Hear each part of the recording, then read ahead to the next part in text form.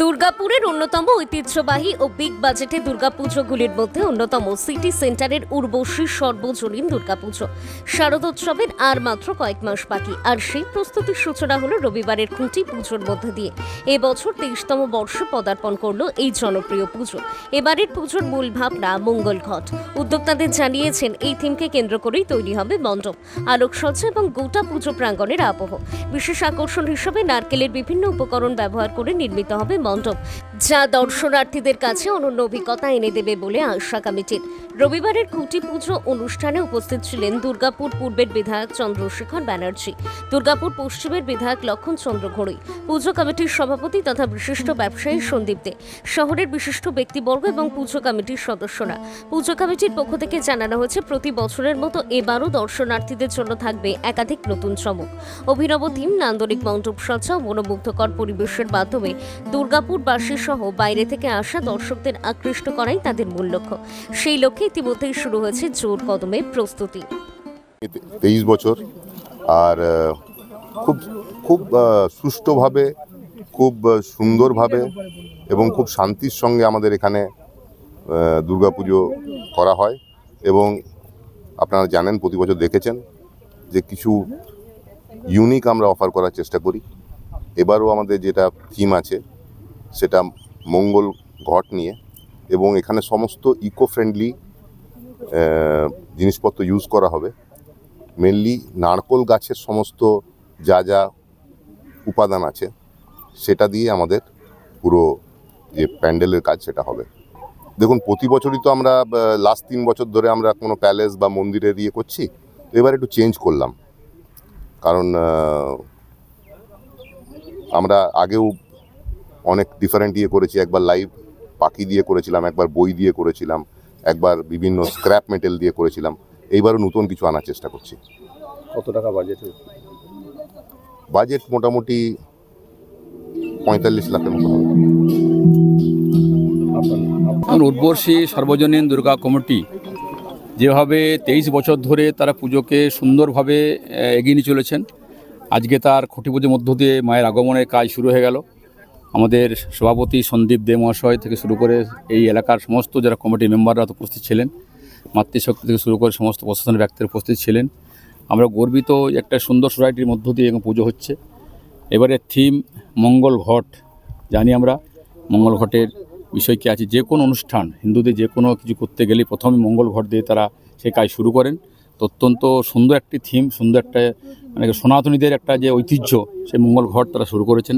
এটা দিয়ে আশা রাখবো এবারেও এই উদ্বসী কমিটি দুর্গাপুর সাফল্যের সঙ্গে তারা পুজো করবেন এবং সুন্দর তারা পুজো করে উপহার দেওয়া মানুষকে দেখার জন্য আকর্ষণ থাকবে। আসুন সকলে মিলে এই পুজো কমিটিকে সহযোগিতা করি, সাহায্য হাত বাড়িয়ে দিই এবং সারা দুর্গাপুরে যে কমিটি পুজো হচ্ছে সেই পুজোগুলোর সুন্দরভাবে এই রাঢ়বঙ্গের কেন্দ্রস্থল দুর্গাপুর, সেই দুর্গাপুরে যে সম্মান, গৌরব, ইতিহাস রয়েছে, সেই ইতিহাস এবারেও তার পুনরাবৃত্তি হবে। আমি মনে করি এবারে সরকারি পরিবর্তনের সঙ্গে সঙ্গে আরও সুন্দরভাবে মানুষ, হিন্দু সমাজের আবেগ তৈরি হয়েছে, হিন্দু সমাজ রাস্তায় নেমেছেন এবং সর্বোপরি দুর্গাপুরের সমস্ত পুজো কমিটি সুন্দরভাবে তারা এই পুজো কমিটিকে একেবারে উপহার দেবেন এবং রাঢ়বঙ্গের সমস্ত মানুষ এখানে পুজো দেখতে আসবেন। আমরা তাদেরকে সফলতার সঙ্গে সেই পুজো কমিটি দেখার সুযোগ করে দেবো, এটা বলতে পারি। বর্ষে উর্বশীর খুঁটি পুজো অনুষ্ঠানে উপস্থিত হয়েছি। ওনাদের থিম হচ্ছে মঙ্গল ঘট, যার বর্ণনা ওনারা রেখেছেন এবং সারা দুর্গাপুরবাসীর আগ্রহ থাকে যে উর্বশী এবার পরের বার কী পুজোর থিম করছে। স্বাভাবিকক্রমে দুর্গাপুরে যে দুর্গাপুজোগুলো অনুষ্ঠিত হয় তার মধ্যে উর্বশীও একটা অন্যতম।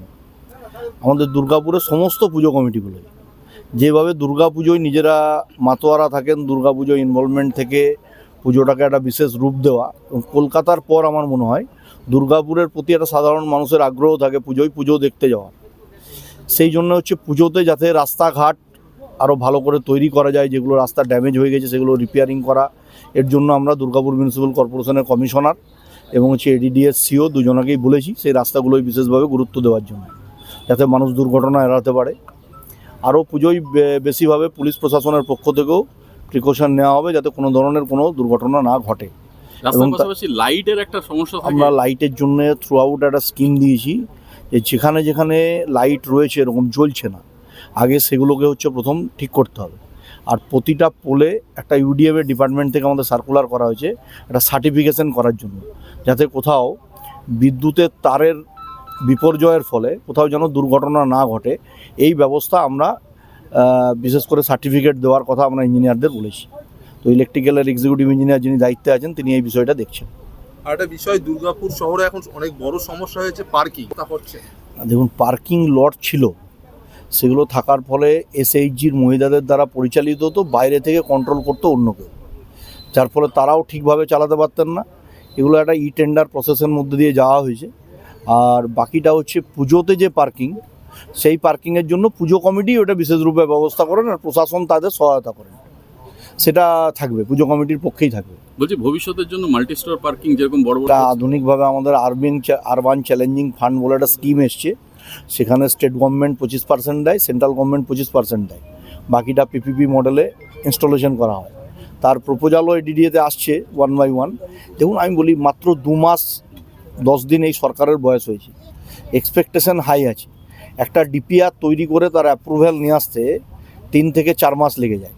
সেটাকে মুখ্যমন্ত্রী বিধানসভায় গতকাল বলেছেন যে বিধানসভায় যারা দৃষ্টি আকর্ষণীয় প্রস্তাব যা পাস হয়েছে তার 15 দিনের মধ্যে ইমপ্লিমেন্ট করতে হবে সরকারি আধিকারিকদের, এবং সিএমওতে নোটিফিকেশন করার মধ্যে দিয়ে সিএমও যেন ব্যাপারটা অবজার্ভ করে, সেটা উনি কাল অ্যাসেম্বলিতে বলেছেন।